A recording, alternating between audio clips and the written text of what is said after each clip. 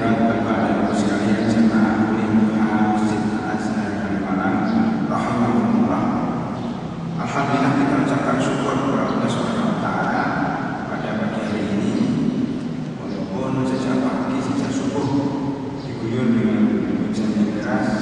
Alhamdulillah kita masih bisa menyempatkan diri kita untuk mendatangi majelis taklim ini hari. Mudah-mudahan maka kita kesini dijadikan pahala di sisi Allah Subhanahu wa taala. Amin ya rabbal alamin. Bapak dan Ibu sekalian, kembali kita bertemu di majelis ini, tetapi dalam tema yang berbeda. Kalau pada akhir tahun kemarin kita telah membahas tentang bagaimana sikap Islam, bagaimana sikap syariat Islam ketika menghadapi perayaan-perayaan yang dilakukan oleh para non-Muslim.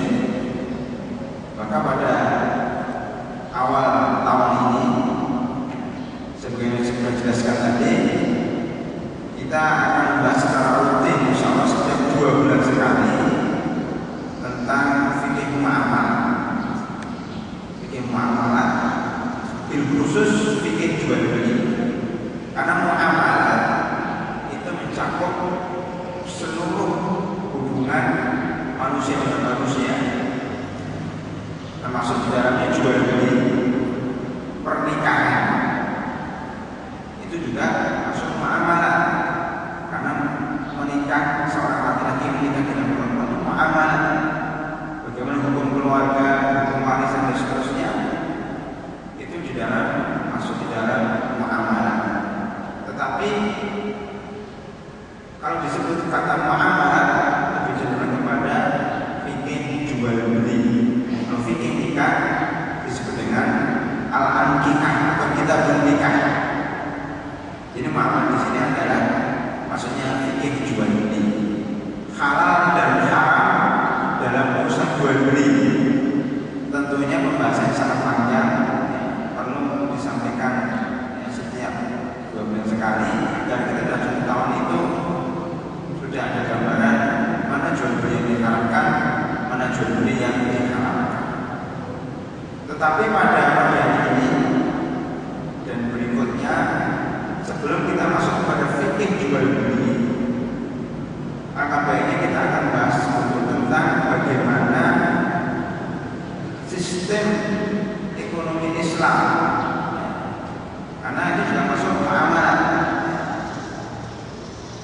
Bagaimana Islam membangun negara dengan ekonominya.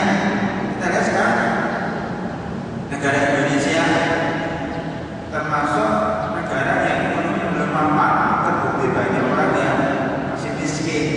Itu menunjukkan berarti perekonomian kita belum berhasil. Kenapa belum berhasil?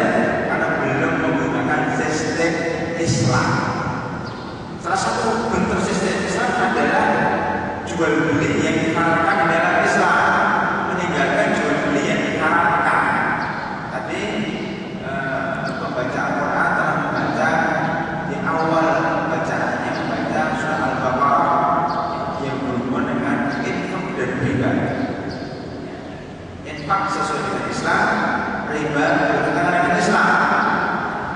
Maka disebutkan bagaimana permisalan orang-orang yang makan riba, seperti orang yang kerasukan setan dan seterusnya. Maka kita harus meninggalkan riba dan memperbanyak infak. Karena itu pertama kali kita sampaikan tujuan ekonomi Islam itu apa. Tujuan Allah Subhanahu wa taala mengatur jual beli yang halal dan haram itu apa. Supaya kita yakin bahwa sistem yang diterapkan oleh Allah Subhanahu wa taala sistem yang paling unggul di antara sistem kapitalis dan sistem sosialis. Pertama kali pada rahimahullah perlu saya sampaikan di sini bagaimana Islam memandang harta. Nah, kita jual beli pasti ingin dapat untung. Sebelum ke situ kita bahas tentang konsep harta dalam Islam. Allah Subhanahu wa taala berfirman dalam surat An-Nisa ayat 5. A'udzubillahi minasyaitonir rajim. Wala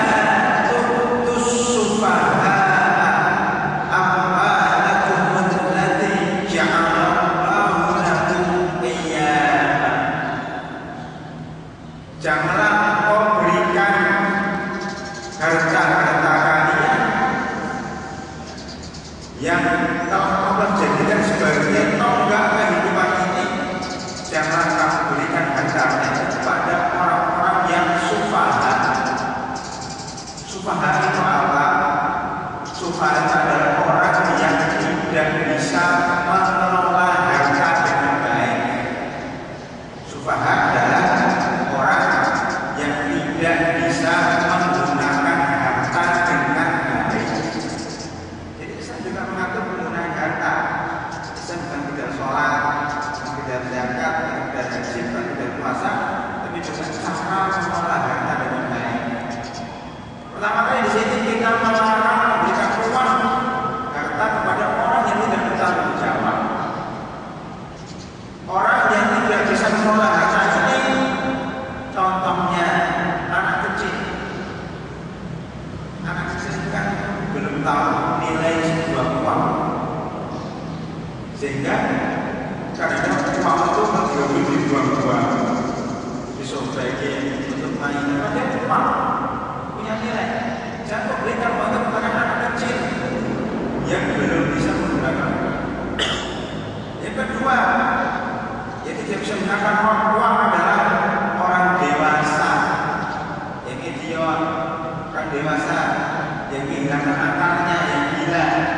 Tidak boleh kita berikan, karena orang gila kalau kita berikan harta kepada mereka, mereka akan mengganggu-ganggukan. Yang ketiga, orang dewasa yang tidak gila, yang sehat, tetapi dia tidak bisa menggunakan harta dengan baik, masuk dalam kategori sufaha. Sufaha itu sebenarnya kalau diterjemahkan orang bodoh. Yang orang dewasa yang tidak gila tapi tidak bisa menggunakan harta. Dia boros, setiap yang dia inginkan dibeli. Dia selalu utang kepada orang lain untuk beli hal-hal yang tidak perlu. Ini sufaha. Tidak boleh kita berikan uang kepada mereka. Maka orang seperti ini harus dihajar. Kalau mereka punya uang yang diambil. Kalau kita menemukan anak kecil bawa 100 ribu, kita ambil. Kita simpan, bukan kita beli, kita simpan dan kita belikan barang-barang yang menggunakan anak kecil itu. Juga kalau ada orang gila, ada kita ambil, kita berikan secukupnya kepada. Begitu juga anak yang sudah dewasa, SMA, anak perguruan tinggi yang belum pandai menggunakan harta, hendaknya kita sebagai orang tua memberikannya sekedarnya, jangan diberi banyak-banyak karena akan merusak. Bukankah kerusakan yang ada di Indonesia ini sebagiannya disebabkan oleh orang-orang yang kaya tapi tidak bisa menggunakan harta. Anak-anak orang kaya tapi diberi oleh orang tuanya uang yang banyak, sehingga dia akan menggunakan hartanya itu secara serampangan. Dia memberikan mobil berikut-ikutan, makanya tabrakan. Kelebihan uang, banyak yang terjerat kasus narkoba karena kelebihan uang, tapi tidak bisa menggunakan. Karena ada banyak sekali seperti itu, bukan hanya di Indonesia, di Saudi Arabia. Kalau saya dengar berita terakhir ini, pemuda-pemudanya yang menganggur itu membuat permainan yang sangat membahayakan di mobil bak itu dipakai untuk kebutuhan. Dan barang siapa yang bisa meletuskan bannya, memecahkan bannya, itu berarti dia jual. Ban yang harganya 600 ribu, ya satu ban 700 ribu itu sekedar untuk dipecahkan, dan dia senang tertawa dengan memecahkan ban itu. Pecahannya bukan ditusuk dengan paku, tapi bagian mobil itu diputar-putar dan supaya banyak bisa. Sampai keluar asasnya dan sebagainya. Kalau banyak pecah berarti dia berhasil. Itu pemuda-pemuda Saudi Arabia yang dekat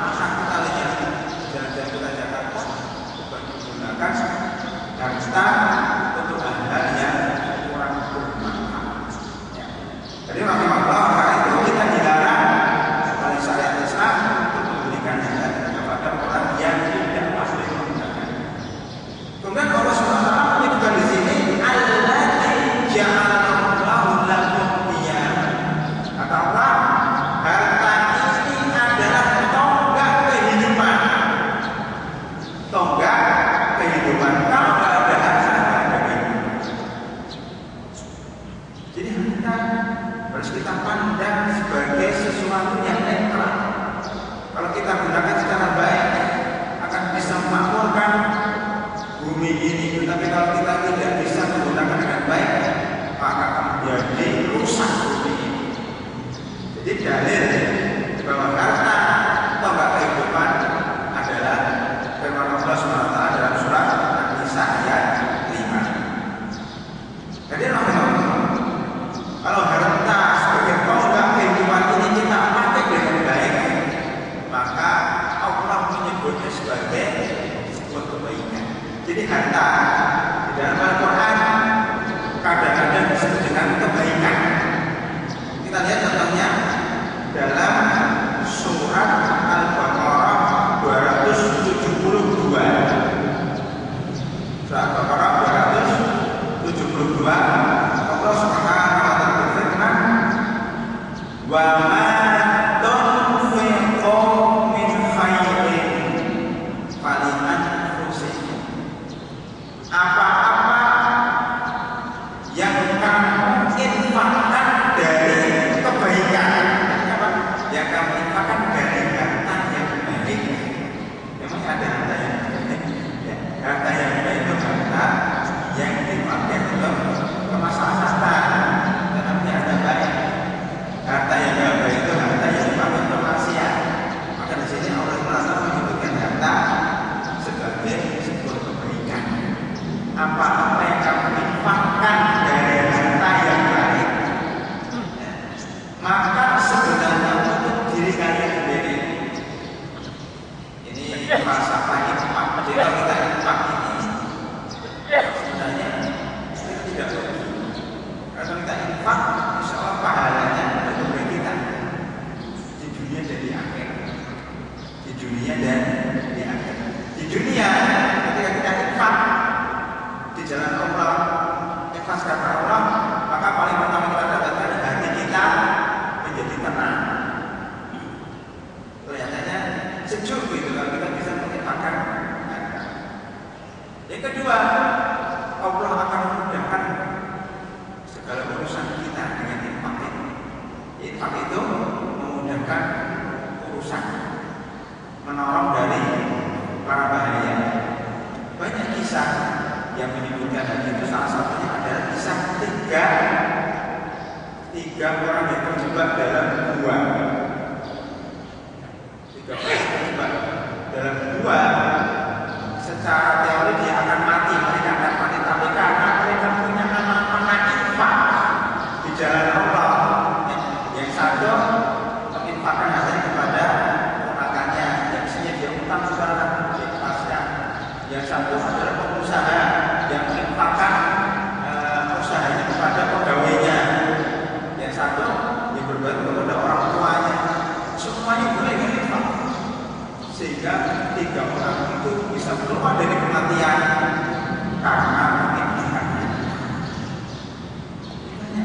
Jadi harta ini kalau menginfakkan, paling anfusikum akan kembali masalah kepada kalian di dunia sebelum di akhirat.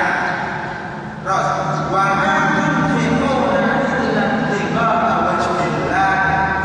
dan apa-apa yang kamu nafkahkan kecuali melainkan kamu mencari keridhaan Allah Subhanahu wa taala. Wa ma tunfiqu min khairin, apa-apa yang kalian infakkan dari kebaikan, yuwaffa ilaikum wa antum la tuzlamun, akan dipenuhkan pahalanya nanti di sisi Allah Subhanahu wa taala. Seandainya kita tidak ada di dunia, insyaallah dapat di akhirat. Kita lihat juga surat Al-Baqarah ayat 180. Kita lihat juga surat Al-Baqarah 180. Allah Subhanahu wa taala berfirman, "Kutiba 'alaikum idza hadara ahadakumul maut in taraka khairan wasiyatun lil walidaini wal aqrabina bil ma'ruf haqqan 'alal muttaqin." Artinya diwajibkan atas kalian, hai orang-orang beriman, apabila sudah mau meninggal dunia, sakaratul maut, maka hendaknya dia meninggalkan khairan. Ketika dia meninggalkan khairan, meninggalkan harta yang baik,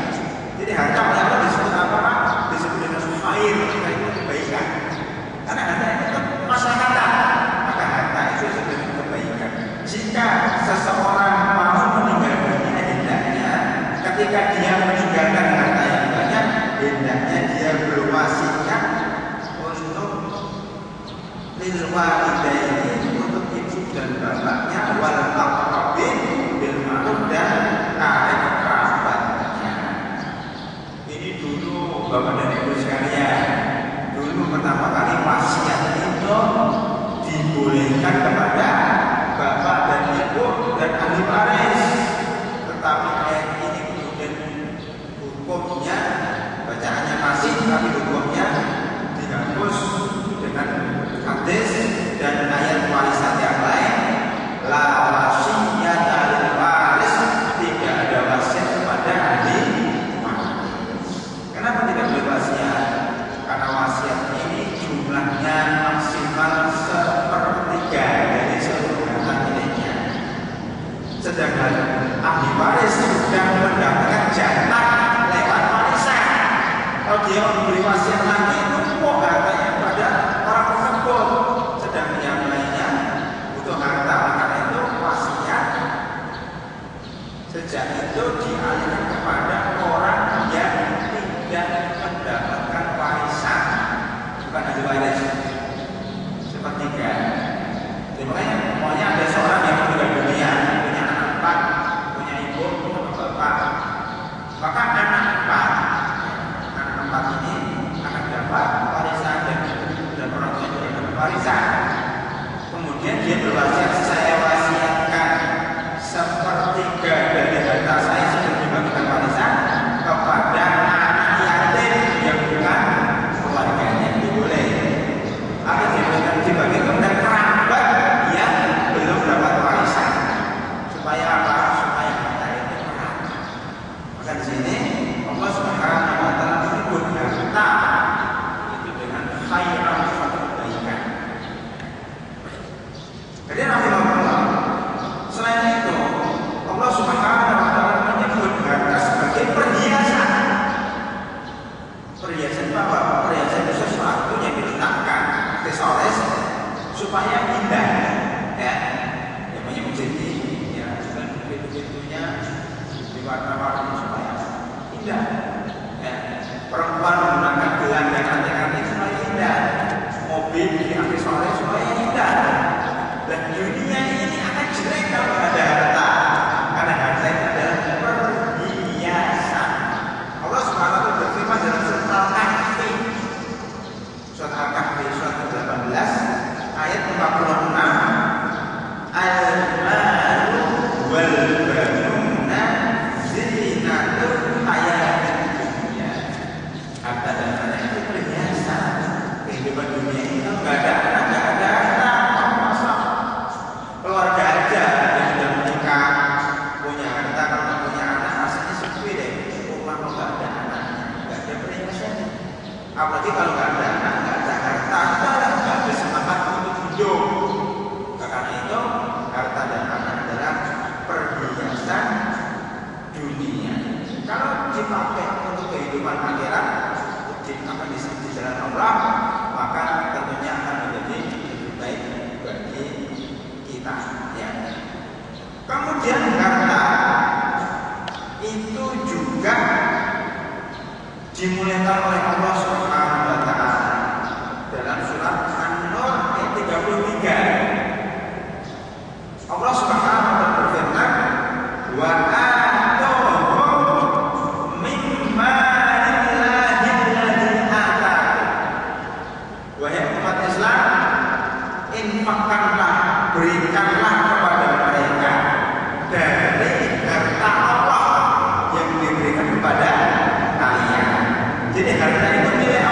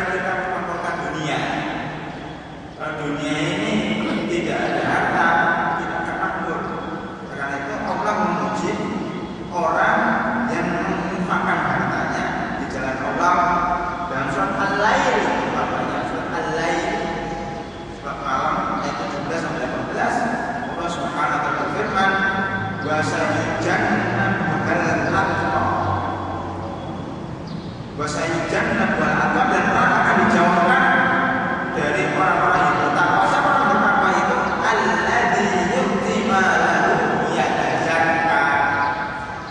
Orang bertakwa itu orang yang memberikan hartanya agar membersihkan diri. Jadi hartanya itu untuk membersihkan hati, Pak. Bagaimana kita mau tasqiyatun nafas, sampai di sini nanti ada materi tasqiyatun nafas akhlak. Akhlak, bagaimana kita membersihkan akhlak kita kalau kita tidak punya harta? Tidak bisa hanya baca Al-Quran, tidak hanya dengan sholat,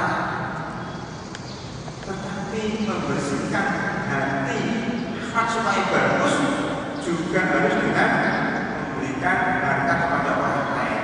Itu masuk bersih hatinya. Kalau kita sholat, zikir, baca Al-Quran, kita kepada Allah. Dan kita kepada manusia. Ada akhlak itu, akhlak kepada Allah.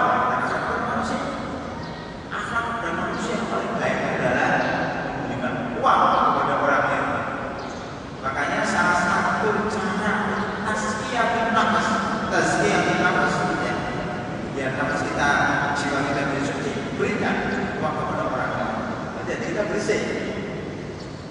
Jadi untuk melakukan bunyi dengan ya, bahkan untuk merubah orang dan untuk berdakwah dengan harta. Bapak yang Al-Azhar ini, kenapa bisa seperti ini? Karena dibangun dengan harta. Gak mungkin masjid sebesar ini, gak pakai modalnya harta. Mahal sekali bangun masjid. Hartanya dari siapa? Dari masyarakat. Seluruh aktivitas Islam, penyebaran Islam itu juga dimanfaatkan. Maka Allah Subhanahu Wa Taala memerintahkan kita untuk berjihad harta dan jiwa. Wajahidu di amwalikum wa anfusikum. Berjihad di jalan Allah dengan harta dan jiwa kami. Salah satu berjihad dengan harta itu amuran Islam. Maka berdakwah harus dengan harta. Bagaimana kita berdakwah dengan harta? Kita lihat Nabi Muhammad SAW itu memberikan uang yang banyak kepada para mu'alaf. Kalau kita beri zakat bisa keluar lagi, keluar dari Islam lagi menuju kekafiran. Banyak kan di antara umat Islam yang masuk agama lain, Kristen atau Yahudi, gara-gara nggak punya uang. Mana umat Islam yang lain nggak bantu orang itu, maka nggak bisa makan, diberi makan oleh gereja, tidak punya biaya sekolah, ini masuk ke sekolah non Muslim, biaya gratis. Kalau itu terjadi, maka yang harus adalah umat Islam sekitarnya. Bagaimana ini orang bisa kafir gara-gara butuh uang? Maka harus kita berikan harta kepada mereka supaya mereka jangan kafir. Ma'alaf qulubuhum, atau orang kafir yang baru masuk Islam biasanya bakal pada mu'alaf. Itu biasanya mereka akan dikucilkan dari keluarga.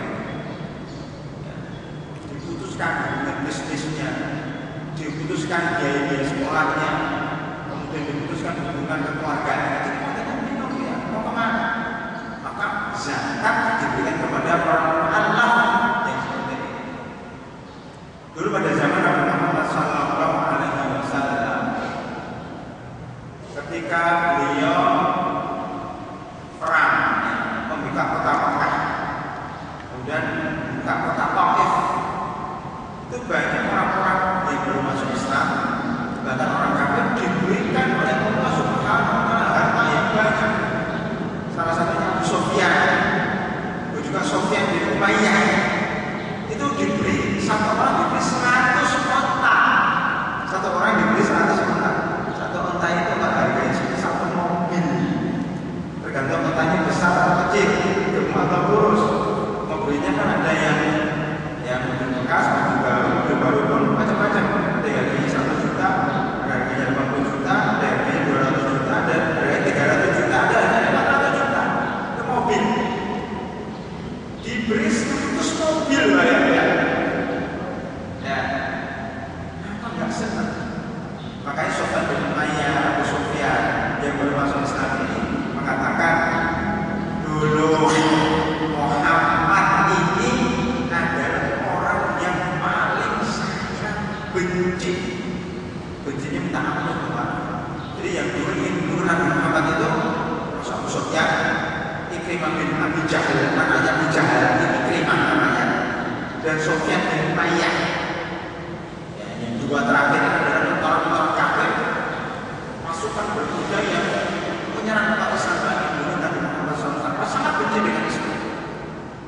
ketika mereka diberi uang sebanyak 100 onta, 100 mobil, akhirnya Sufyan bin Umayyah mengatakan, dulu orang yang paling saya benci adalah Muhammad.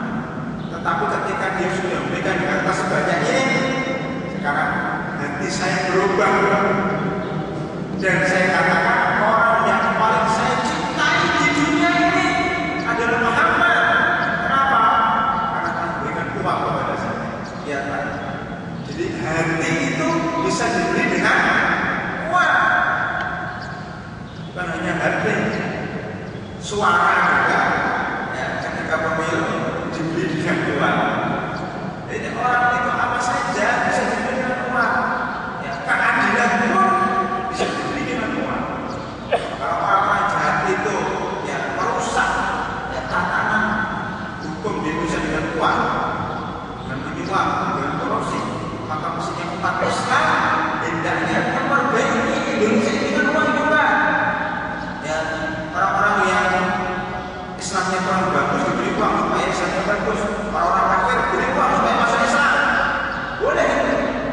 Dalam Islam boleh kita memberi uang demi Islam.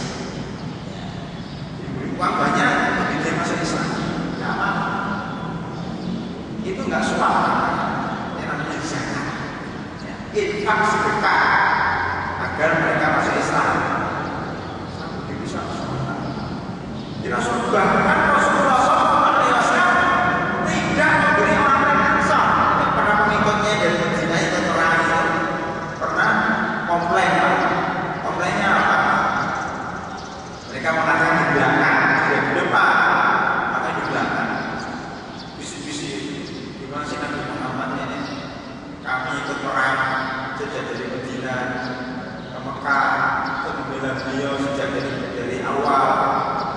Sampainya kita menang, kita nggak diberi antara besar perang. Justru yang diberi adalah orang-orang yang baru masuk Islam. Gimana ini? Bisik-bisik itu artinya sampai kepada Rasulullah SAW dan mengingatkan kepada mereka bahwa ada sebagian orang Ansar yang tidak terima dengan itu, dengan keputusan Rasulullah memberikan harta kepada orang-orang yang baru masuk Islam. Maka Rasulullah mengumpulkan orang-orang Ansar ini dan mengatakan, wahai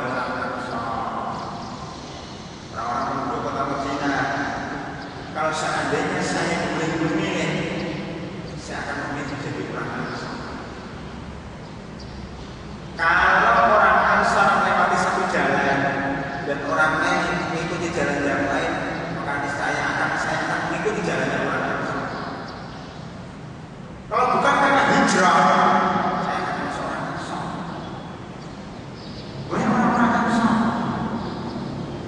apakah kalian melihat mereka pulang dengan unta, dengan kambing, dengan sapi? Kamu pulang ke Madinah dengan Rasulullah SAW. Wahai orang Ansar, apakah kamu rela orang-orang dapat harta yang sama, sedang kalian mendapatkan Rasulullah SAW? Di tausiah seperti itu orang Ansar akhirnya sadar dan mereka menangis terseduh-seduh saking harunya. Ya. Mereka sadar bahwa sebenarnya harta itu untuk orang-orang yang masih umat-umatnya. Kalau orang yang sudah kuat umatnya tak perlu harta, cukup harta yang sudah diberikan Allah. Kalau kita boleh kiaskan seperti ini, Pak, kalau anak kecil kita berikan permen, kita berikan roti, kita berikan oleh-oleh supaya tidak nangis. Anak besar itu nangis, saya itu nggak ada utang, sudah besar, sudah dewasa, ngapain? Maka perbuatan seperti itu kira-kira. Ini kan orang malang, ini kan masih kecil imannya, masih kurang percaya kepada Allah SWT. Maka saya berikan uang ini supaya mereka senang dengan Islam. Mereka sudah Islam sudah bagus. Akhirnya orang Ansar sadar bahwa mereka akan kembali ke Madinah bersama Rasulullah SAW yang jauh lebih baik daripada harta itu sendiri. Jadi kesimpulannya pada itu bahwa harta itu boleh digunakan untuk mendakwai seseorang, walaupun jumlahnya banyak tidak apa-apa, itu orang yang masuk Islam dan kuat Islam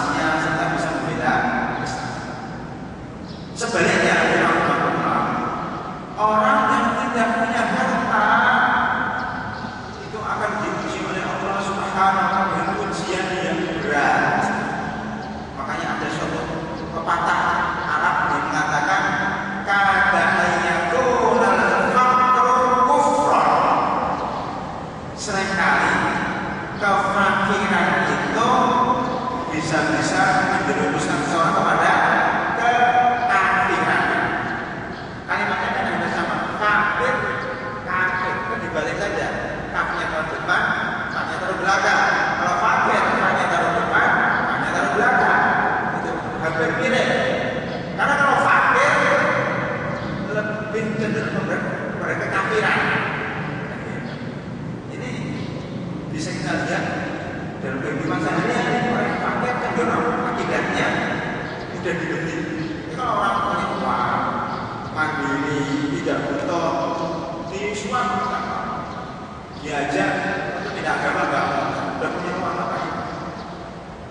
Maka Nabi Sulaiman alaihissalam ketika disuap oleh Ratu Saba, dia banyak sekali emas dia punya banyak sekali. Nabi Sulaiman mengatakan, apa kembalikan harta yang diberikan orang kepada saya jauh lebih baik daripada hartanya Ratu Saba. Saba itu di mana Nabi Sulaiman tidak ada apa-apanya. Kembalikan, saya nggak butuh harta kamu layak Ratu Saba. Saya butuh kamu masuk Islam. Akhirnya Ratu Saba merasa bahwa Nabi Sulaiman kaya, dia bisa Islam. Karena nggak butuh hartanya Ratu Saba. Akhirnya Ratu Saba bisa masuk Islam karena kekuatan Nabi Sulaiman dengan izin Allah SWT, dan Nabi Sulaiman juga butuh hartanya Ratu Saba. Jadi kalau kita punya harta itu tidak menjadi sombong, kecuali yang rakus yang punya harta terima suap lagi karena rakus. Maka Allah SWT memuji manusia dengan kekurangan harta sebagaimana dalam surat Al-Baqarah 155, wa la nabluwannakum bisyai'in minal khawfi wal ju'i wa naqsin minal amwali wal anfusi wath thamarat. Dan sungguh kami berikan coba kepada kalian dengan rasa takut, rasa lapar, dan kekurangan harta, serta kekurangan jiwa dan buah-buah. Karena itu, dari Rasulullah, karena pentingnya harta, Abu Bakar Siddiq sebagai pemimpin negara tidak toleran sedikit pun kepada orang yang tidak bayar zakat. Jadi orang yang tidak bayar zakat itu merusak dunia.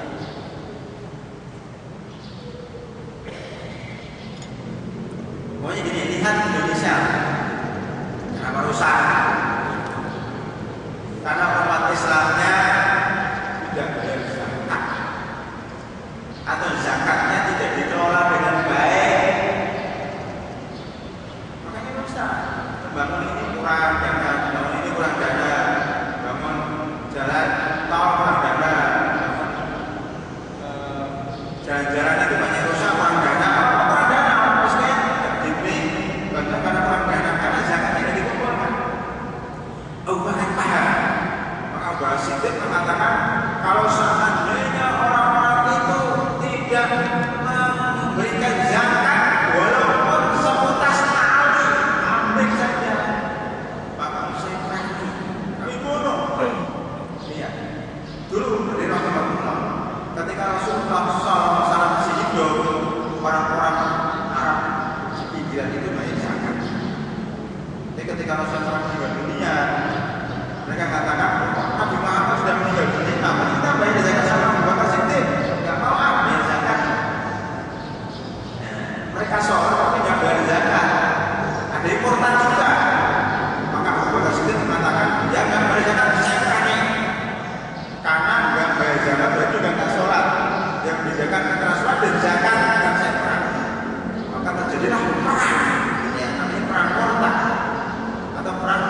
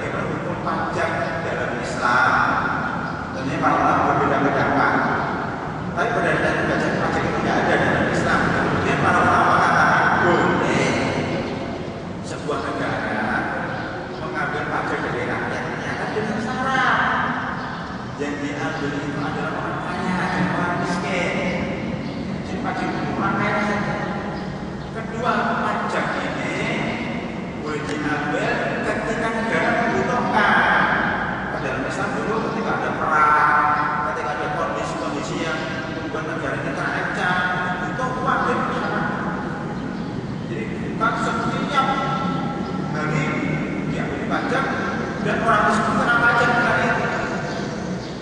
Pajak itu bukan zakat, tapi cara penerapannya mirip zakat. Dia dari orang kaya aja. Cuma kalau zakat kewajibannya dari Allah Subhanahu wa taala, pajak dari manusia.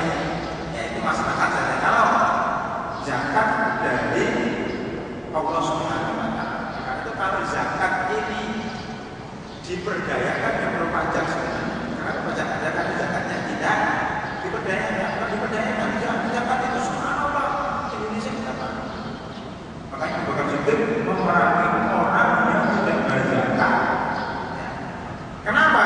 Karena tahu bahwa uang zakat ini adalah tonggak dalam pemerintahan, tonggak di dalam pendidikan sebuah negara. Karena itu rahimahullah, kalau kita mengetahui tentang posisi uang dalam Islam, maka kita diperintahkan untuk mengelola uang itu dengan baik. Salah satunya jangan sampai kita jual beli dengan sesuatu yang haram. Makanya Islam itu suatu konsep yang namanya ekonomi Islam. Salah satu tujuannya adalah supaya harta itu berkembang. Jadi Islam nggak boleh Pak, nggak boleh Islam itu, makanya Islam itu melarang umatnya punya harta dibiarkan, nggak boleh, haram hukumnya. Islam mewajibkan umatnya untuk memutar hartanya untuk bisnis, untuk investasi, untuk dikelola supaya berkembang. Kalau nggak dosa, dalilnya apa Ustaz? Dalam surat At-Taubah ayat 34. Dalil supaya kita bisnis, kita jual beli. At-Taubah 34, Allah Subhanahu wa taala berfirman, "Walladzina yaknizuna adh-dhahaba wal fiddata wa la yunfiquna fi sabilillah fabashshirhum bi'adzabin alim." Barang siapa yang punya emas dan perak, harta uang sekarang, ya, uang rupiah, disimpan,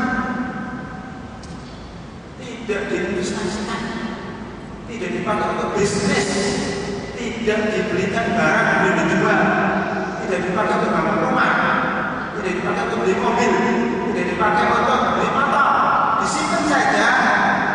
Mabalah yang fikuna misalnya dan tidak dipakai di jalan Allah, maka berilah kepada mereka kabar gembira, yaitu tanda yang pedih. Makanya apa kita mengumpulkan harta yang halal, kecuali kalau kita mengumpulkan untuk diinvestasikan. Makanya kalau orang punya harta didiamkan, dia wajib bayar zakat.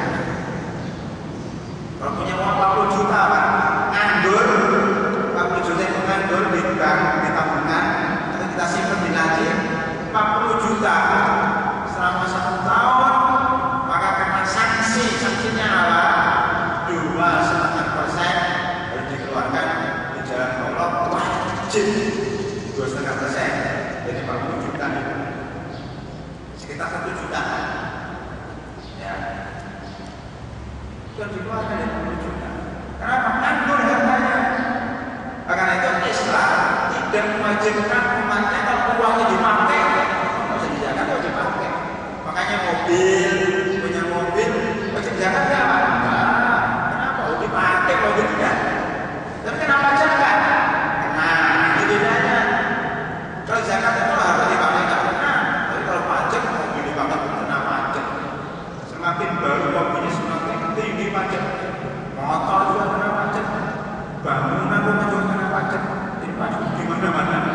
Kalau zakat enggak. Motor, mobil, rumah,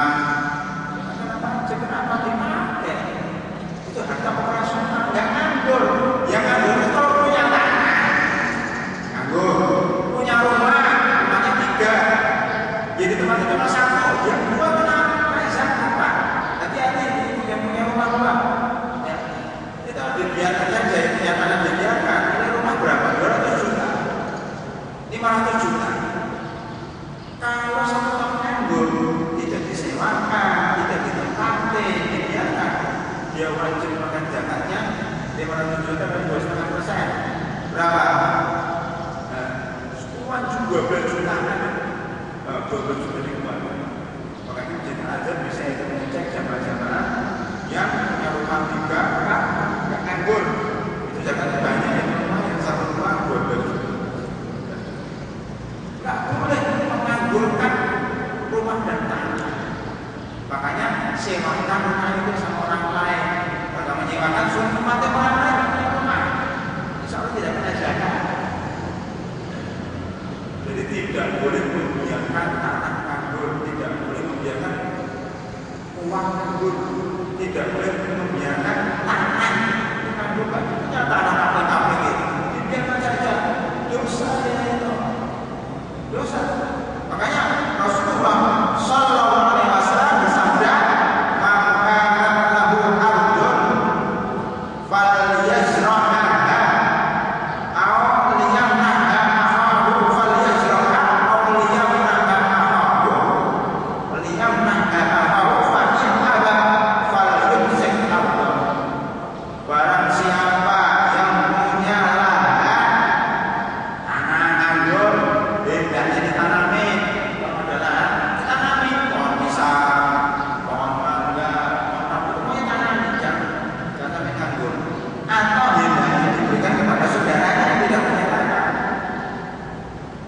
Jika dia tidak mau sita tanah ini, jika pemerintah Islam tahu tentang agama Islam, akan menyita tanah yang nganggur. Di 1 tahun nganggur, dia panggil itu siapa pemiliknya, mana pemiliknya, dianggurkan seperti ini, ditanami atau didirikan bangunan apa saja. Pada zaman Umar bin Khattab, pada zaman Utsman bin Affan, itu dipanggil orang itu. Bahkan dikatakan kalau tanah kosong tidak dikelola 1 tahun, siapa saja boleh menolak, boleh menolak. Ya salahnya dikelola.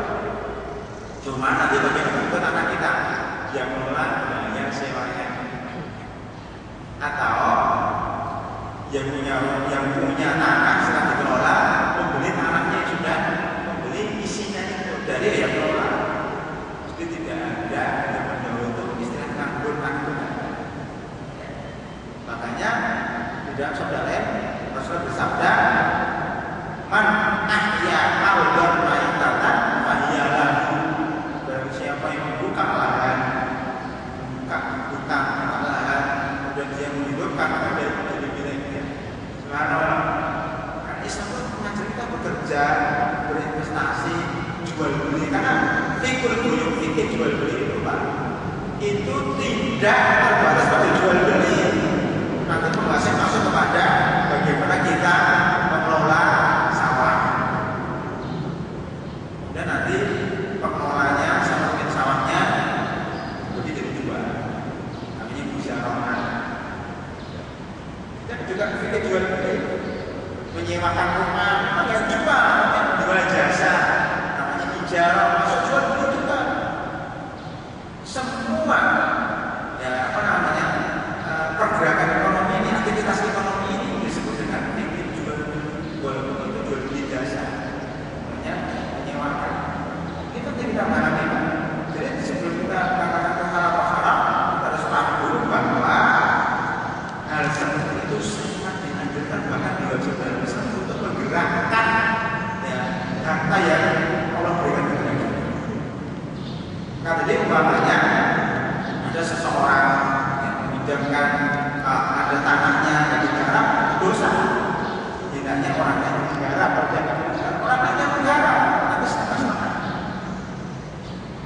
Tetapi tidak boleh umpamanya pegawai sawah bisa cicil satu-satu ya, berarti nanti sampai juga saya bisa satu-satu seperti pegadaian sawah. Banyak di desa itu kalau orang nggak punya uang minjem Pak, sama tuan minjem sama orang yang punya uang. Banyak Pak, saya minjem 100 juta. Apa jaminannya? Jaminannya sama saya Pak, setengah hektar. Silakan, itu jaminan. Setelah itu apa yang terjadi Pak? Pemilik bosnya ini, karena itu sawah jadi jaminan, akhirnya dipakailah sawah itu oleh bosnya ini, ditanamin, diolah, kemudian hasilnya dimakan oleh. Boleh nggak di dalam Islam? Hukumnya haram. Kenapa haram? Karena sawahnya bukan miliknya, itu sawah gede sebagai harta jaminan, tidak boleh dipakai. Jadi kalau dia pakai, hukumnya haram. Jadi harta gadian itu disimpan saja, tidak boleh dipakai. Kalau mau dipakai harus izin pemiliknya. Seandainya pemilik izinkan juga tidak boleh, kecuali kalau dia sewa. Jadi begini, supaya ini bisa halal bagaimana? Sawah ini yang sebagai uang jaminan ini oleh bapak